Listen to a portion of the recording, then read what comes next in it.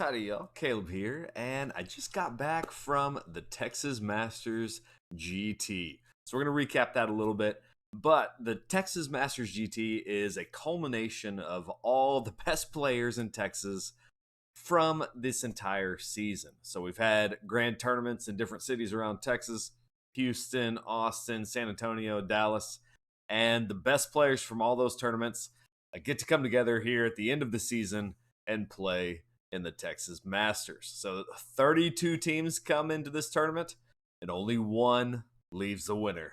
There can only be one. Fortunately, that wasn't me for this tournament. Not my best tournament here, but we'll go through my list and talk about my games. Still had a ton of fun.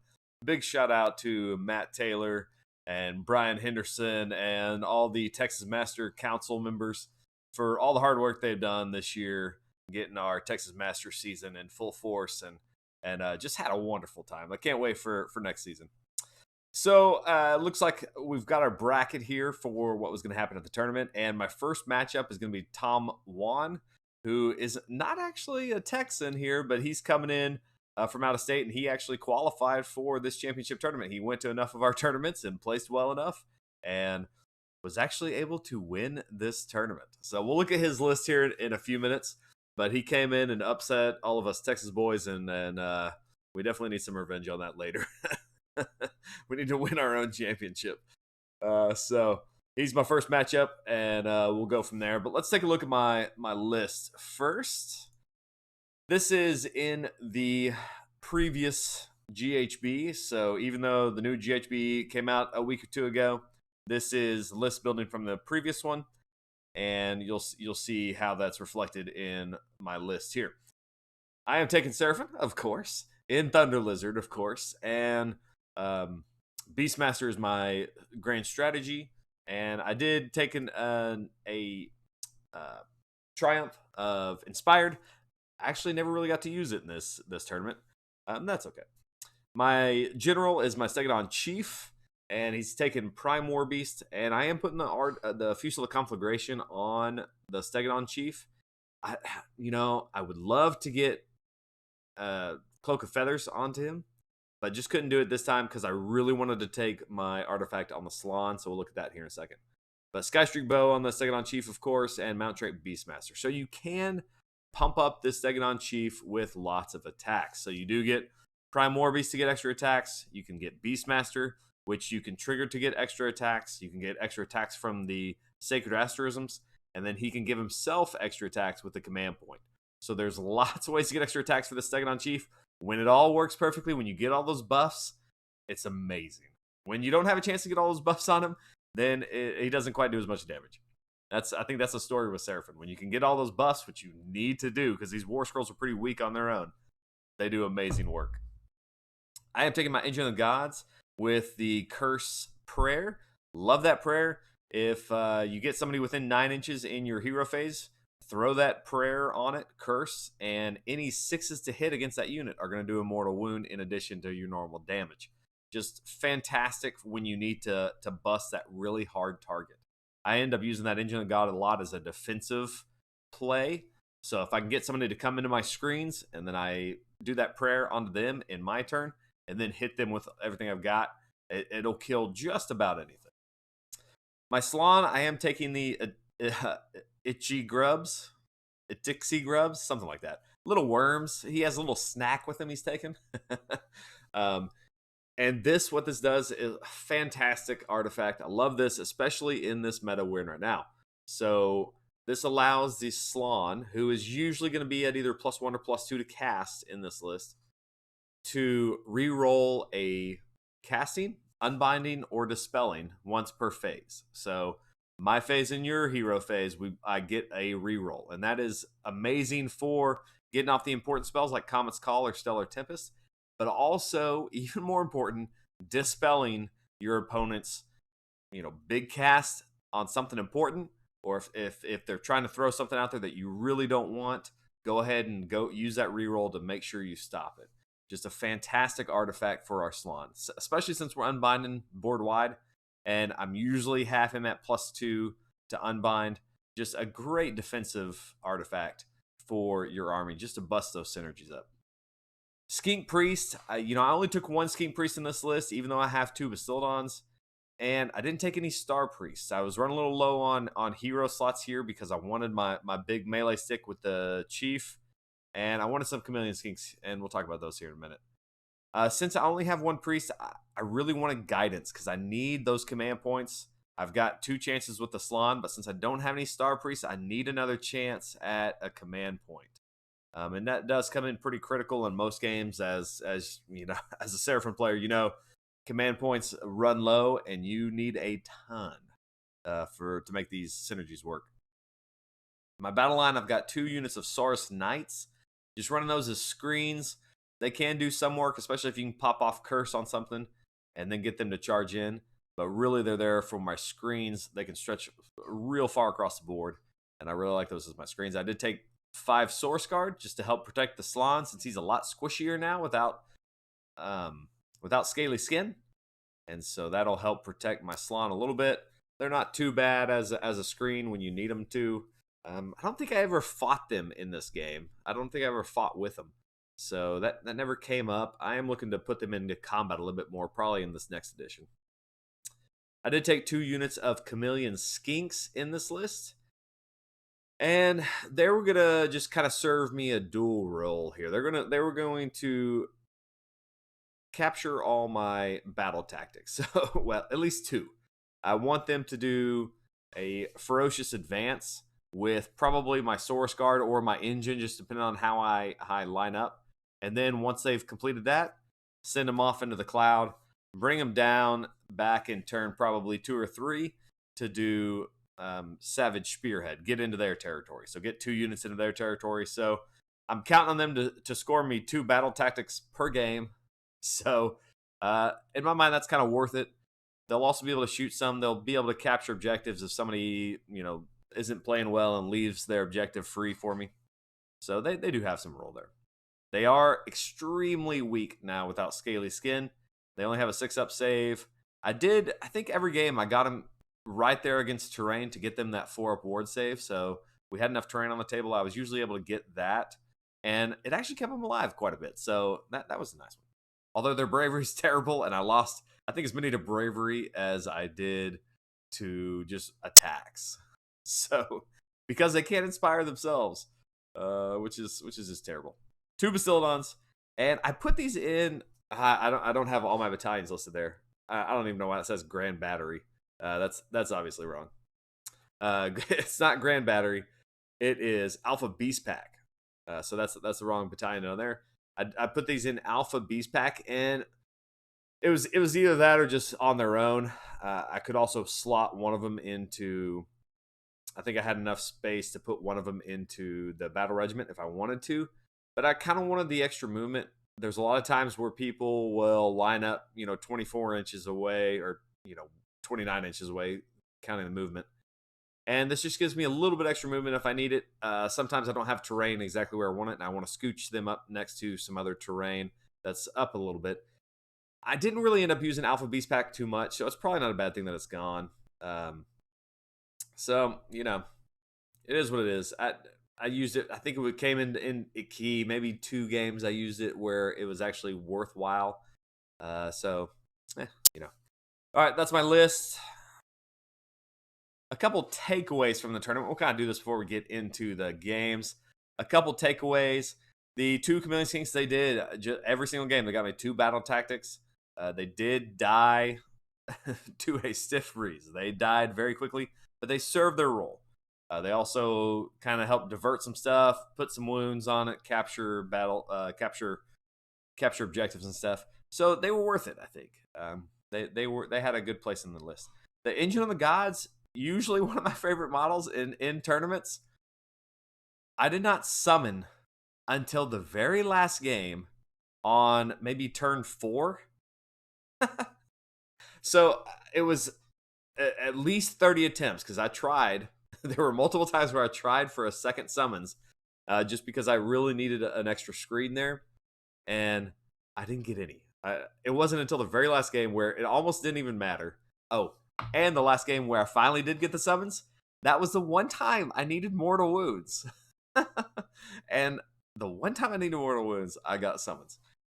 It did damage itself twice on heal attempts. There were 2 times where I was pulsing it maybe for the second time to try to get heals, and damaged itself. So that was disappointing, especially when you're looking to heal up some Basildons and you damage yourself on that. So Edge of the Gods, this game did not pull its weight. Normally does fantastic. You know, I brought a nice sideboard of warriors to summon in, and didn't need them. That was disappointing. The Stegadon Chief was amazing. There was 2 games in particular where I buffed the Stegadon Chief up, got the full potential out of it, charged it in, and it just, I mean, rolling that many dice on that Stegadon Chief when you're doing 4 damage on the big attack and 2 damage on all the other attacks was just fantastic. Unfortunately, the Stegadon Chief did get insta-killed twice. Once by a Wargog Prophet. That was horrible. And then once by a Purple Sun. So that was rough. That was rough. The Slon reroll, the Tixie Grubs, was invaluable in this Purple Sun meta. So there was multiple games with Purple Suns that I faced, and they got it off twice against me. One time was against Nighthaunt, which they had an artifact that lets them cast it, and I don't even get an unbind. So that one I didn't even have a chance for, but I did get to make sure, and I had to use a reroll to dispel it on the next turn. So even though I couldn't stop it on that turn, on the first turn it came out, I did get to dispel it, and it never did it never removed a monster in that game. It never came back, and so I was able to keep it off the board. Later on, it did. One got through, even with the rerolls. He had just barely cast it, like on an 8, and rerolled it. Couldn't get the Purple Sun off the board, but it was able to kill a monster in that one, unfortunately. But other than that, it was fantastic. I faced a lot of caster. There was a lot of casting in every single match I had at this tournament. And so getting the rerolls in my phase, getting 1 reroll in my phase and 1 in your phase was just great. I was able to keep Mind Razor off of Daughters of Cain a lot. I was able to keep some teleports off of Idneth Deepkin. I was able to, let's see, what else? We faced some Nighthaunt. We faced, it did a lot of work. We were able to dispel a lot of the important spells and make sure and get mine off. Stellar Tempest did just outstanding this tournament. I faced a lot of hordes in this tournament, and I think we're going to be seeing that a lot more in this next edition. Now, granted, this is still the last edition, but I saw a lot of bodies in this game, and Stellar Tempest killed more models than anything else my army did, that's for sure. It was constantly churning, constantly working. A couple times it just absolutely blasted off. And, you know, you should expect about a third of the models to get a mortal. There were times where it was getting half or more and just absolutely decimating those hordes. So that was great. My list was 6 drops, and that was lower than 3 out of my 5 opponents. So not too bad when you're looking at six drops. I think we also are in this next edition going to see drops go higher. And so 6 drops should beat out a lot of lists, I think, in this upcoming meta. Beat out most of them in this tournament. All right, on to game 1. Game 1 was against Tom Wan, a great player. He flies all over the place all the time, gets a ton of tournaments in, and is very methodical, knows his stuff. Very good player. And he ended up winning the tournament with this list, which is a crazy, very skew list. A spam of savage big Stabbas. So an interesting list here. This was probably pretty expensive to put together with all these big Stabbas. But it's 14 units of big Stabbas. So that's 28 big Stabbas. That's just insane. A ton of wounds. It's got 190 wounds in this list. Only 3 small heroes here, but they're fairly tanky. One's got a 4-up ward save, and you can boost that down to a 2-up in a turn. His other one, you can boost it down to a 4-up. So these heroes aren't the easiest to kill, not the hardest, but not the easiest. But it's really just a list of board control And when you do kill the stuff, they will reflect mortal wounds back to you. So when they die, on a 4-up, they'll do D3 mortal wounds back to you. So against a monster, which I have lots of monsters, on a 2-up, they'll do D3 mortal wounds back to you. They also negate all your ward saves against attacks. So the things that are abilities and spells and stuff, that won't do that. But so you don't get as much use out of our mystical terrain ability.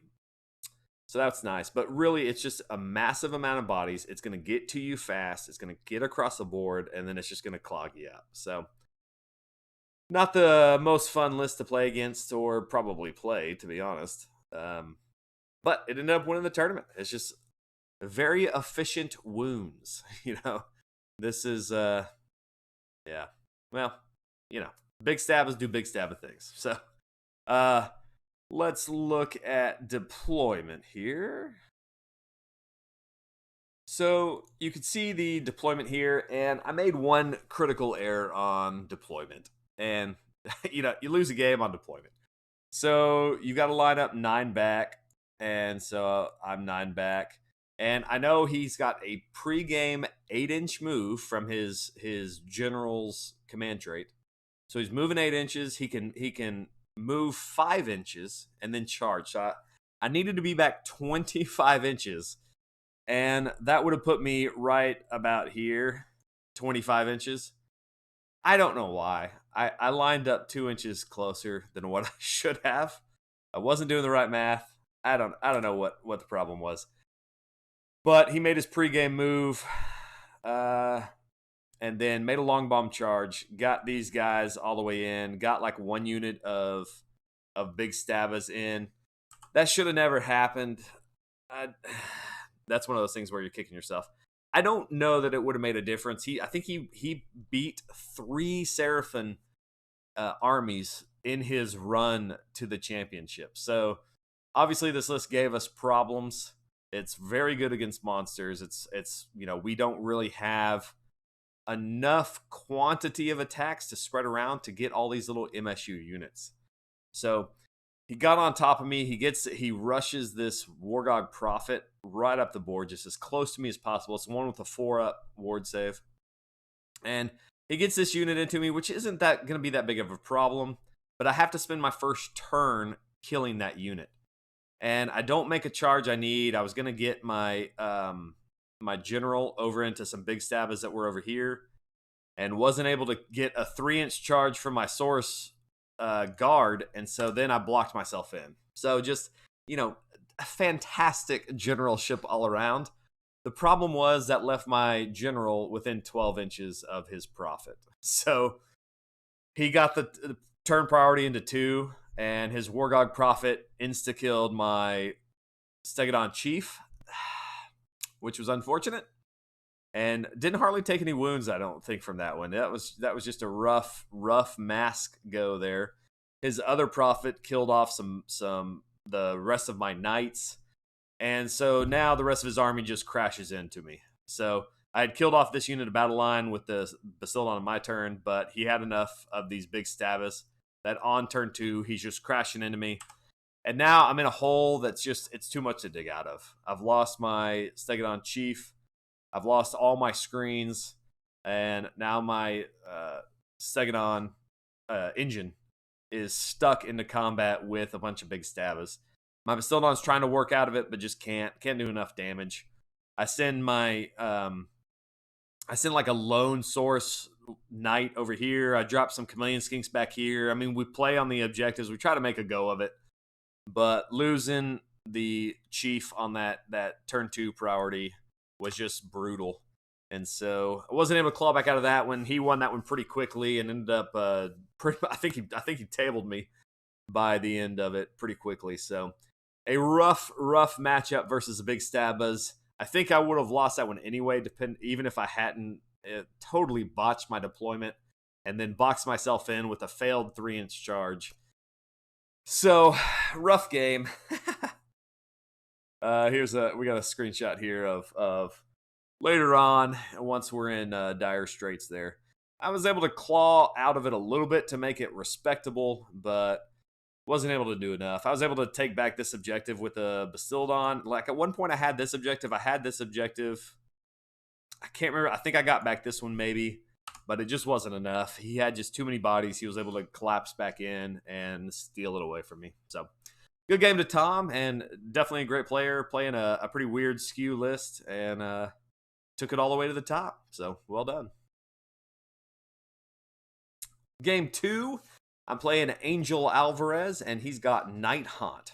And this is, I want to spend a second on this sub-faction, Emerald Host. This was a sub-faction that, I'm telling you, is tailor-made against Seraphon, okay? This is, you pick, at the beginning of the battle, you pick D3 plus 1 units to do mortal wounds at the end of every battle round. So, D3 plus 1 units, so you're picking anywhere from 2 to 4 units. And against monsters, they're going to do D3 plus 1 mortal wound. So you're going to do 2 to 4 mortal wounds to basically my monsters at the end of every battle round.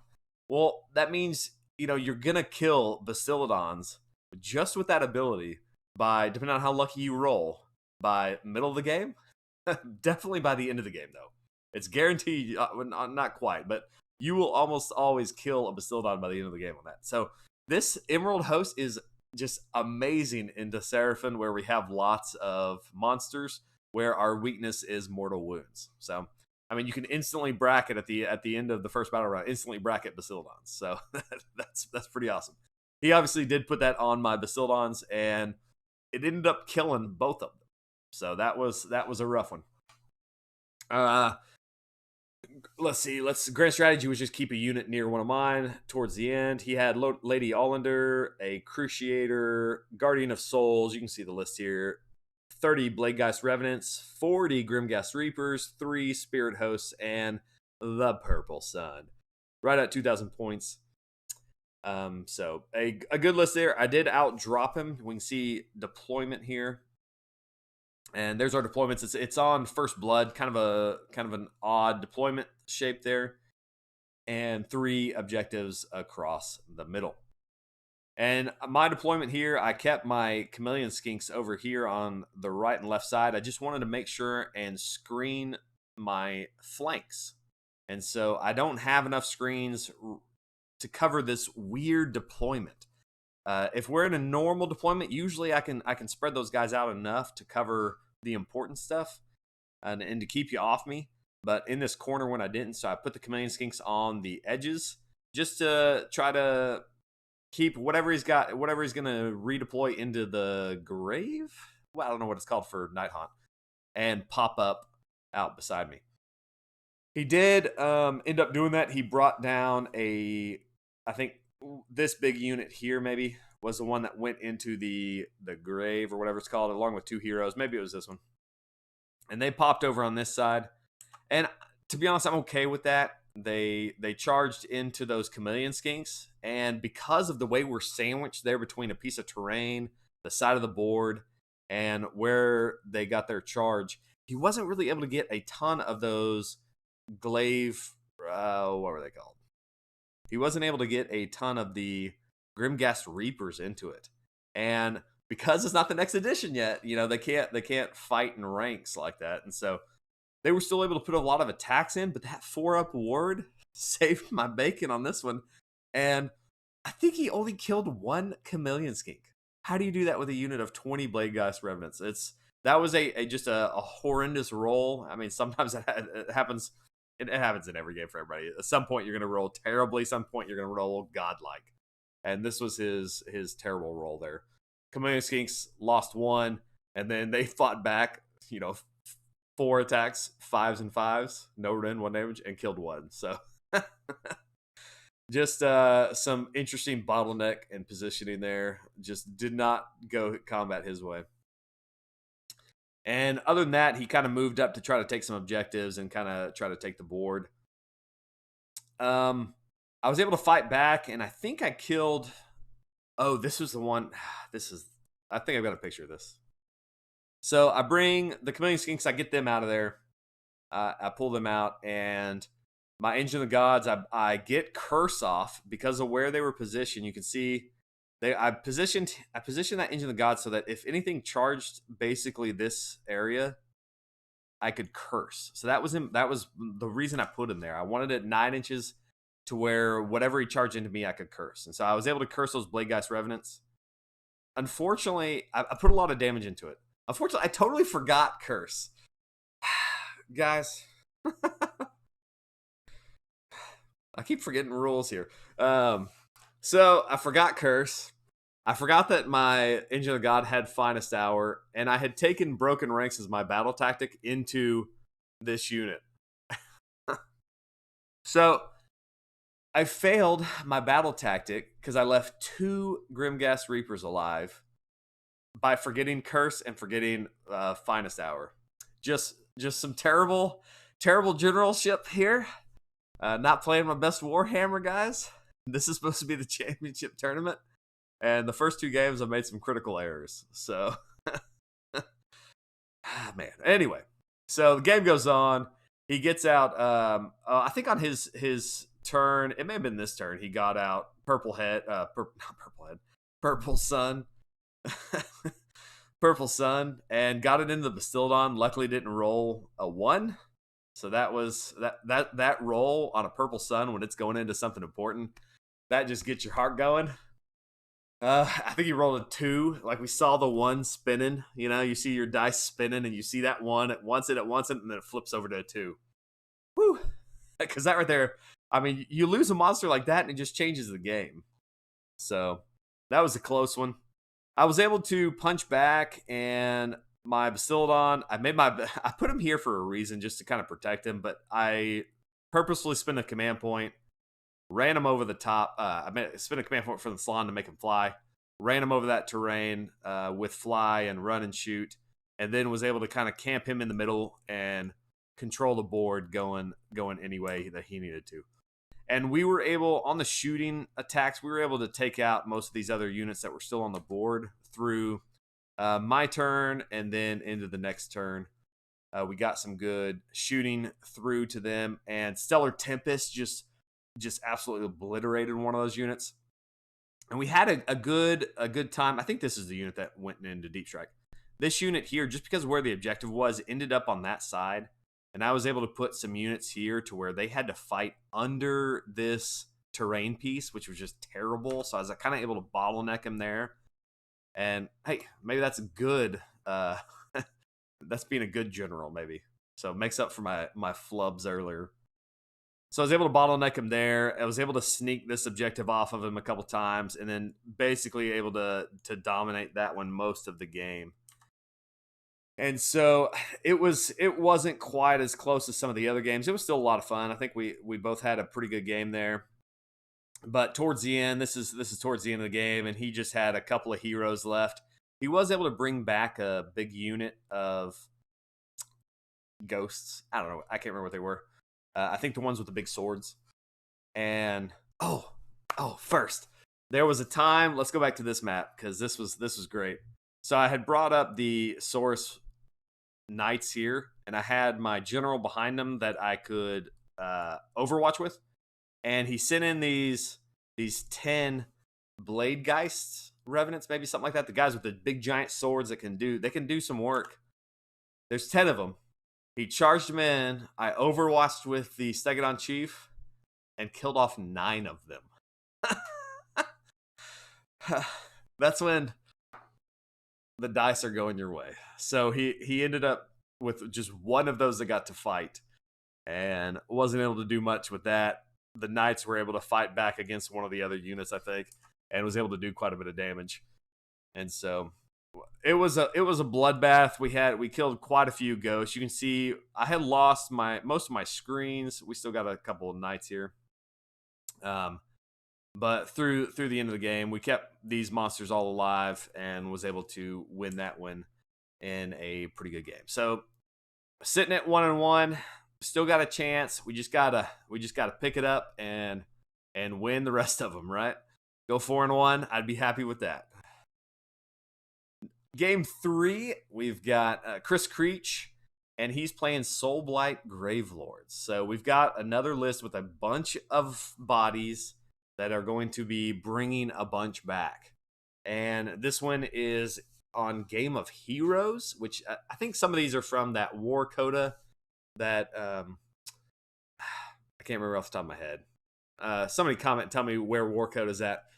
They took these battle plans from War Coda, some of these. So Game of Heroes, you get an extra point if you can get a small foot hero, less than 7 wounds, I think, onto one of those corner objectives, not your own, and you can score an extra point there. Unfortunately, I don't really want either my Skink Priest or my Slann out there, so I'm going to try to work the Skink Priest out that way, but I really don't want my Slann out there. He's got Gorslav, which can score that one, and he ends up running Gorslav down to this bottom left one and is able to score that for a couple turns and actually is pretty vital. But he's got Soulblight Gravelords, Castellai Dynasty. He's got a big old Prince Vordry, which is just a great kit bash he's got here. It's just a beautiful model. It's got some zombie dragon wings with Archaon dragon, whatever that dragon is, with this fire. I don't even know where that's from, but it's awesome looking. Just a fantastic, fantastic model. He's also got the Vengorian Lord as his general with a bunch of stuff that makes him stronger, harder to kill, and passes out some buffs there. Gorslav, which will just automatically bring back a unit at half strength, I think. He's got 2 units of 5 Blood Knights, 40 Deadwalker Zombies, and 20 Dire Wolves, along with another 20 Graveguards. So he's got a lot of wounds, 160 wounds here. So far, I have fought a lot of bodies. This is a lot of wounds here for Seraphon to deal with. So a good list. He's got him in Hunters. He's at 4 drops, so he does outdrop me. He does force me to go first. Those Dire Wolves, that it's quite a few wounds in those little guys, and they can come back. The Deadwalker Zombies, he basically just uses as objective holders. He doesn't do a lot of damage with them. I think they ended up killing off some Chameleon Skinks or something, but actually took him a little while to kill a Chameleon Skinks. But really, they were in this list, they are just the objective holders. His Blood Knights, his Graveguard, and his Wolves are going to do a little bit more of his damage for him. So here is this is actually a little bit after deployment. So I do take first turn, and I push out a little bit. I don't want to get too far into all this stuff, and I'm trying to make sure that he can't get he's got a unit of Blood Knights, he's got a unit of zombies, and he's got a unit of Graveguard in the grave ready to pop out. And the Blood Knights can ambush on the sides of the board. So I'm trying to keep it to where he can't get those things in ambushed anywhere. So all around this way, I've blocked out that over to this way. I blocked out that he can't ambush those in because I can't have that stuff getting into my backfield.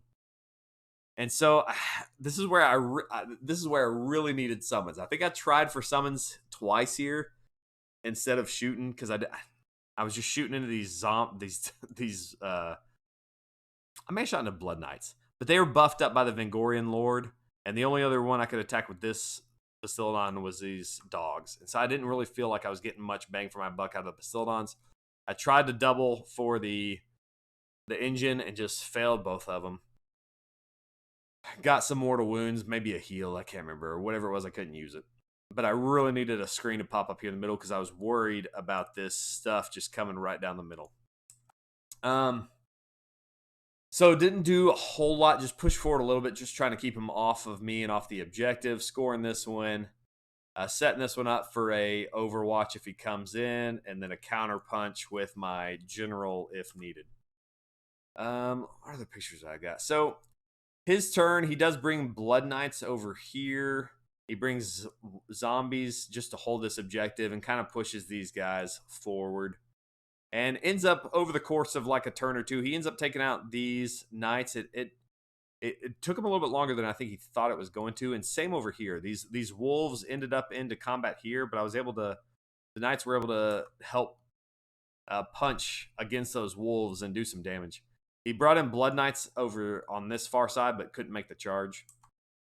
And then it was probably a turn later, maybe 2 turns later. He's going to go for, I think it was Broken Ranks against these knights. And he buffs up his Vengorian Lord and sends him over here sends the Blood Knights down. It definitely takes them out, but that leaves me an opening, and that leaves me an opening to go after his big Vengorian Lord. So he had taken those guys over to here, left him right here to where I could punch into with all my stuff. And so I buffed up the Stegodon Chief to the sky. We're doing the Sacred Asterisms on him. We're doing his mount trait. We're doing Finest Hour. I mean, we're doing everything onto him. We've got Prime War Beast. We've got all the stuff, all of that we talked about. And I head over there. He's got like run and shoot and charge. So I'm running outside of 3 to him. I've got him pinned in so he can't redeploy out of the way. And then I kill him in melee. I killed him in melee. Or I didn't kill him in melee. I killed him in shooting. I didn't even get a chance to go into melee. I killed him in shooting. And so I put this Bastillon into him. I was worried because he was buffed up. He had Finest Hour on him. He had some like a Mystic Shield on him or something. I got Curse off on him. So that was really helping push it over the top. But I like way overkilled him in shooting. And so now, instead of being able to push this general over into here to be able to do some damage, maybe take out the Vengorian Lord, instead of, I think I've been saying Vengorian Lord. Prince Vordry was the one that came over here. Basically, I've wasted all those buffs. So the Stegodon Chief got buffed up big and basically didn't get to do anything in melee. So that was disappointing. That was a misallocation of resources. I didn't think I would do that well in shooting, but I did. We overkilled him big time, and then lost a lot of power there on that one. On there, you can see I lost out. I think I may have gotten him into the Blood Knights or something. That may have been that turn. We killed off the Blood Knights there. He did bring in Graveguard over here, but I think they went into. I don't think they did anything. I think they came in, didn't make the charge, and then I was able to kill them off over the course of a turn or two before they had a chance to really do anything. But here's where the board starts to shift. So me bringing my power piece up here leaves him an opening to bring his Vengorian Lord, and he can get these. He summons in some more dogs down here, and they're able to push onto my objective. So his Vengorian Lord, who is a monster, or maybe he made it a monster, I can't remember. I think it's a monster, natively. He takes it and the dogs, and all I've got is a Salon, 5 guard, and my Skink Priest who's up here hiding out. Which was a good place for him. He was able to buff quite a bit of stuff around here and stay safe up there in the tower. Just wasn't really a target until this Vengorian Lord came in and made a charge up there and killed the Skink Priest. Got on the objective. Dogs got in there. Didn't even need to fight the guard from where they were at, and was able to steal that objective. So we kind of shifted the battlefield a little bit, and I just had too much power up here up in the top right corner to respond effectively to that. So now he's gotten his little guy to score an extra point here. He's claiming all 3 of those objectives, and that right there was a bad turn, and he was able to, I think, go into the next. If I had gotten the next turn here, I think I still could have pulled it out, because I could have pushed down and taken out the rest of what he had here and swung the battlefield back. I still had Chameleon Skinks over here that were doing work for me. Unfortunately, they kind of whiffed hard on Gorslav. Didn't really do much damage to him. But I didn't get that turn. He got it, so he was able to hold on to all 3 objectives and do a little damage. I don't think he killed this one. Just killed off the rest of the guard, left the Salon alone. Basically, just control the board. And that was the rough turn there. And I was able to kill off most of his other stuff in the next turn, but it didn't matter because he was too far up on points. And by the end of the game, I think all he had left was like the zombies. Just about everything else was killed, and I had all 4 of my monsters, and yet I still lost. It was a very, very close game. Just a few points here and there would have swung it. But man, that's a rough one to lose when all your power pieces are alive and you've just kind of misallocated it. So I think if I had kept My general, I mean, I didn't know I was going to overkill Prince of Ordry on shooting. And I thought I was going to have to need him up there. If I kept him down here and was able to put some power to that left side, then I think I could have pulled this one out. So, guys, I think we got to chalk this one up to another some bad plays by myself. I mean, Chris was obviously a great opponent. He was a lot of fun to play against. I think we had a blast playing this game. And it's always fun when it comes down close, regardless of which way it goes. It's a heck of a game. And so a lot of fun. But now we're 1-2 going into day 2. That's not a good feeling when you go home sleeping and you're 1-2. All right, on to game 4. Game 4 is against Esteban, also a Dallas guy. And he's playing Idnak Deepkin with Futhon. I guess that's how you say that. Basically, you're going to be...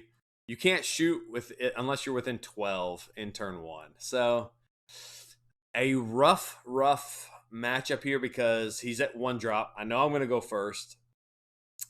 And I can't shoot anything unless I get within 12 inches. I don't really want to get within 12 inches because look at this list.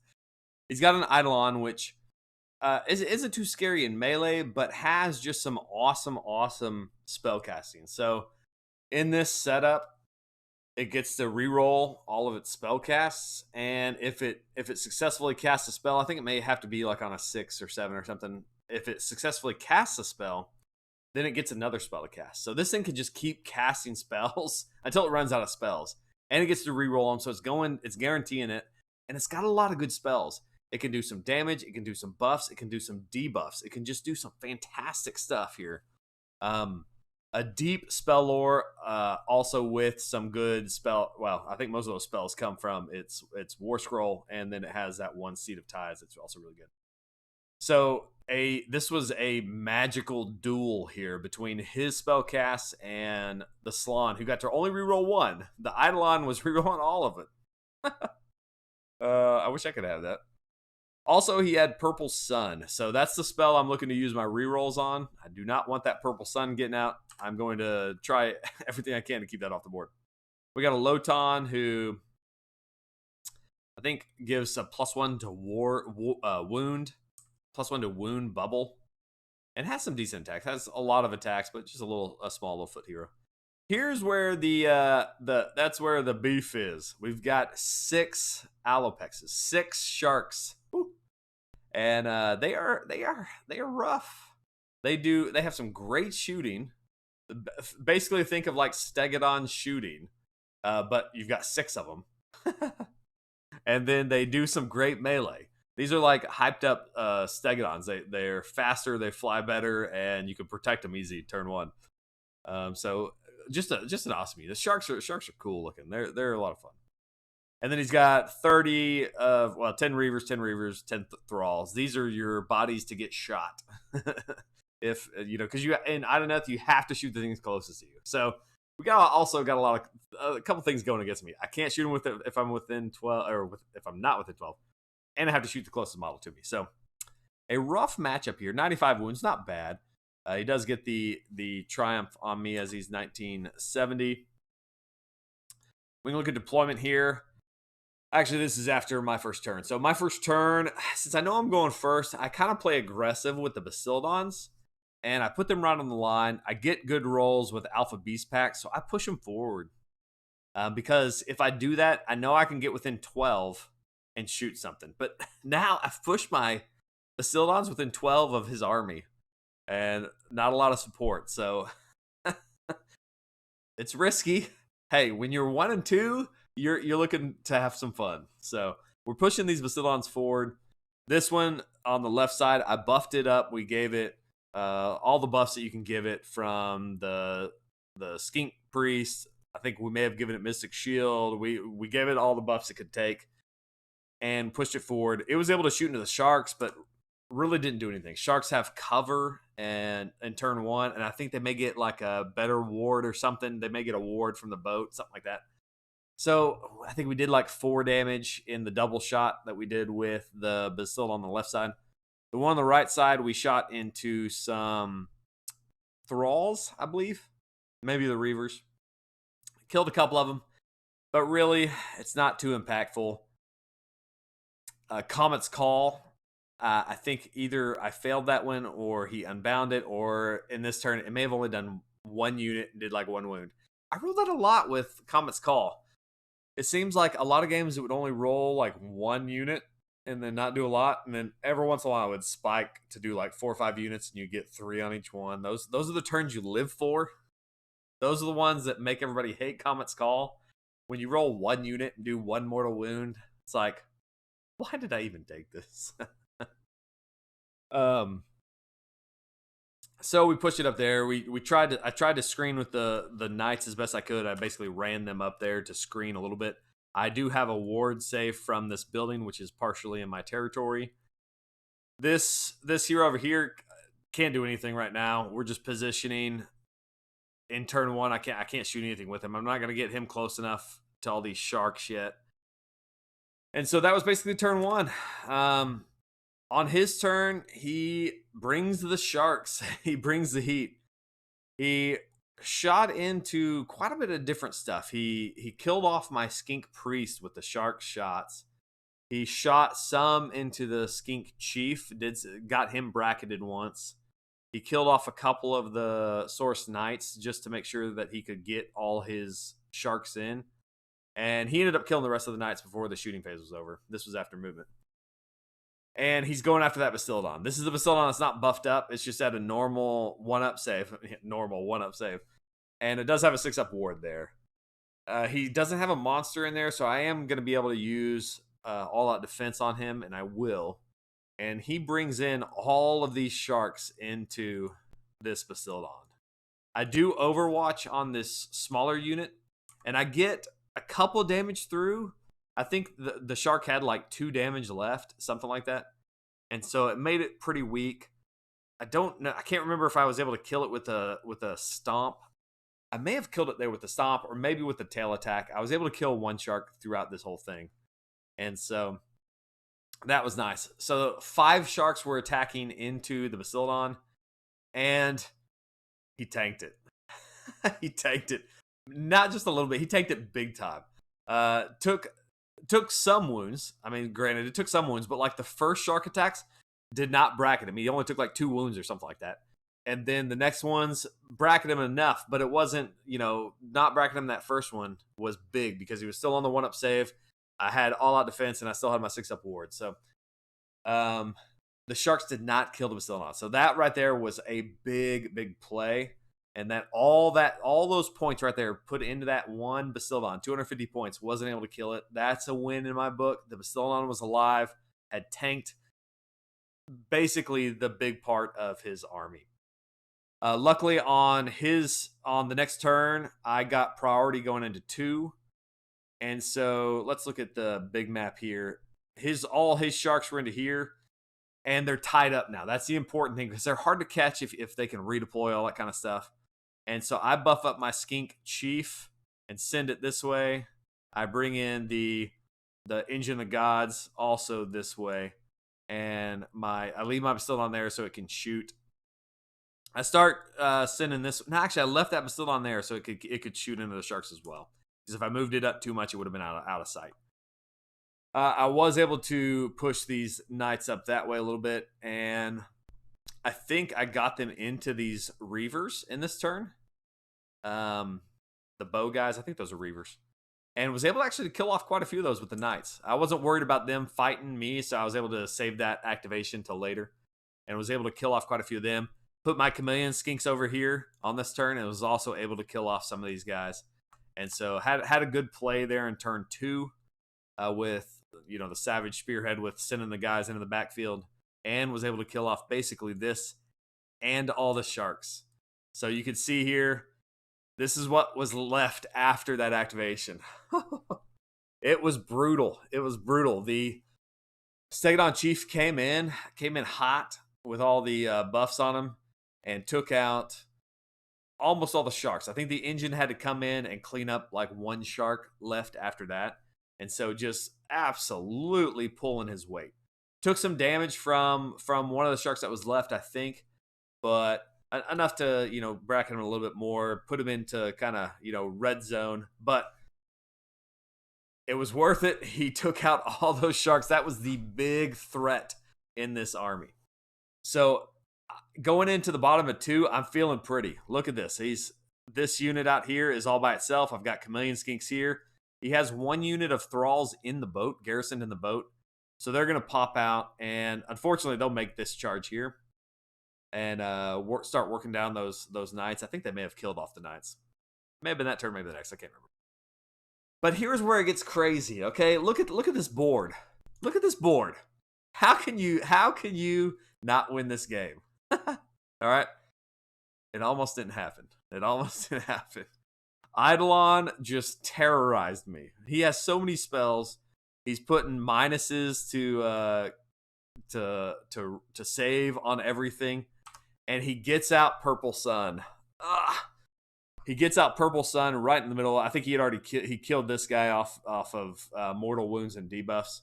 He was able to kill that Stegadon Chief, and then he got the Purple Sun right in here, and rolled a 1 on the engine.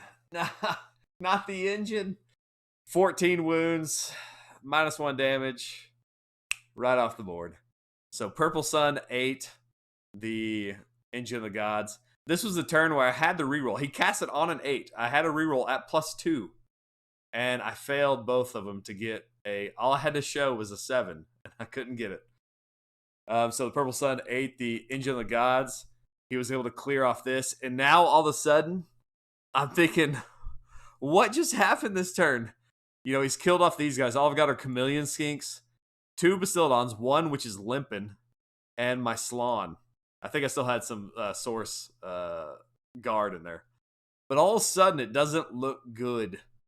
But over the course of the rest of the game, it was tooth and nail. We were fighting this one hard.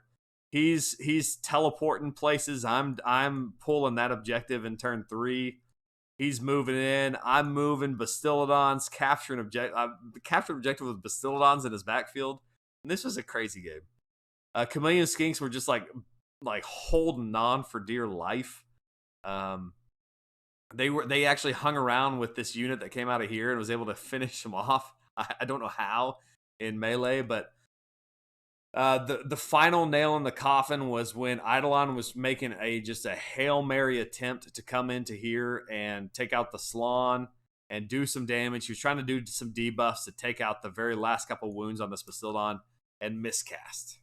And so on that miscast, that kind of sealed the deal and shut the door on Nighthaunt, and I was able to pull this one out. So a good win, man. I thought I had it in hand after the top of 2 when the board was looking like this, and he put up a heck of a fight. It was an awesome game, a ton of fun, but I ended up winning this one. So we're 2-2 going into game 5. Let's make it respectable. Let's get to 3-2. Let's go. Come on. All right, game 5, we've got Daughters of Cain and Michael Wynn. This is one of the best painted armies you will ever see. Michael is just an incredible, incredible painter. And he's another Dallas guy. We've been dancing around each other for a while now, never actually played. And so this was a good time here in game 5 of the championship tournament here to get a game in versus Michael. So he's playing Daughters of Cain and Zainthar Kai. And he's got his Hag Queen on Cauldron of Blood with some buffs there. This Cauldron will end up, giving buffs to everything around him, both in saves and attacks. So it makes everything a little bit tougher and hits harder when it's around that Cauldron. Also, the big thing, man, was the rally. That something around the Cauldron will give an extra. You can rally on a 4-up for units instead of a 6-up. That'll come and play big here in a minute. And then he's got Bloodwrack Medusa, Morathi Kane, and the Shadow Queen. Morathi's the one that, you got to get 3 wounds on her per turn to make sure she goes down. 10 Blood Sisters, which are the fighting snakes. Another 10 Blood Sisters and 10 Blood Stalkers. Those are the shooty snakes, the bow snakes. Coming in exactly 2,000 points and 7 drops. So I did outdrop him. We'll look at the deployment here. Hopefully this is deployment, not too far into the game. Yeah, this is deployment. So I deployed here, and I left enough room for me to do Alpha Beast Pack up a little bit if I needed to. Just a couple extra inches is sometimes all you need to get into those targets. But when he deployed Morathi, I'm seeing, I've played Morathi a couple times, and every single time it seems like Morathi goes straight into the meat of my army and just doesn't ever let me fight out of it. And I just, I knew that if he's doing that, he's going to take out some stuff with these bow snakes that are over here. They're not quite within 24 of my Bastiladon, but they're within 24 of this line. So he'll be able to hit them out. And then if he makes a big charge with these stabby snakes, now I've got just a ton of stuff into my line. So I almost don't even want to let him go first. I know that getting a double turn into these snakes will, I could seal the game that way, but I know that there's going to be stuff into me that I'm not going to be able to shoot the targets I want. I'm going to be stuck shooting like Morathi, or I'm going to be stuck shooting the Shadow Queen, the other one, or these spear snakes, which is a good target. But when I need to get out some of the other targets here is more of a priority. So I ended up taking the turn. So I took first turn, and what I wanted to do is I just wanted to push my guys as far as possible so that Morathi can't get into me, and then I'm kind of playing on his side of the table as much as possible. So I push these guard or the knights up. I push these. I run them. I basically get them all the way over to here almost, to where they're in Morathi's face, and he's not going to have far to go. And hopefully I can keep Morathi at a little bit of a distance. I'm able to Alpha Beast Pack up the few extra inches I needed, and then move my Bastiladons up so where I can hit this unit with my Bastiladon, and I can hit the bow snakes with my other Bastiladon if I want to. And so I'm able to put a lot of stuff on target, a lot of shots. I killed off, it wasn't quite as much as I was hoping, but I killed off, I think it was about 10 snakes in total. Not ideal. I underestimated a little bit how tanky they were going to be when they were around the cauldron. But I was able to get quite a few off of this unit. Again, I wanted some summons to be able to throw some lines in between me. Wasn't able to get any summons. And I think I failed the Stellar Tempest on this one, or if I'd got it, it didn't do much damage. So it wasn't as impactful a turn as I wanted to, but I was able to do what I wanted, which was get kind of board control.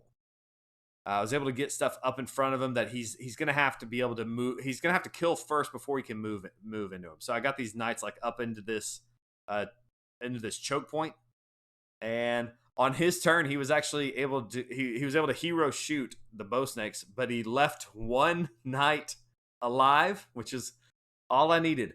That one knight stayed right here and just choked this point here for the stabby snakes, and they weren't able to get past them into my important things. So Morathi did come into the knights that were here and able to kill them off. He also brought these stabby snakes into them as well, but I was able to keep them off the objective this turn, which was good. So basically in his turn, all he really did was kill off my knights, which I'll take that in trade. That's a fantastic turn one. He's not in my face. He's killed off my screens, which isn't that bad. Which could be bad. If he gets the turn, I'm in trouble because he's going to be pushing all of this stuff now into me, especially these guys over here because I've lost all my screens. Luckily, I get the priority into 2, and I'm able to punish him pretty hard. I take out all but 1 or 2 of those snakes. I take out all but 1 or 2 of the bow snakes. And then I'm able to buff up my Stegodon Chief, charge him in, and take out all of those stabby snakes. So after this top of turn 2, You come look at the table. It's just like adding a Deepkin. You look at the table and you go, okay, Caleb, how can you possibly lose this one? Never underestimate my abilities. All right, so unfortunately, I left one bow snake alive, and in his turn, he can rally on a 4-up. Now he never really spikes it, like he never spikes it hard, and I don't think he ever really got more than he should have. But over this turn, and he doubled from 2 to 3. He's just able to keep bringing them back. And then the other bow snakes he wasn't able to rally. He just kept basically 2 alive in that one for quite some time. But those bow snakes being able to rally, I mean, I think he got them back almost to full force. He got them up to 9 within 2 turns. And now they're starting to hurt me. They're starting to pepper things around. And this little Shadow Queen is able to come over and finish off my Warlord. After it may have taken a turn or 2, I can't remember.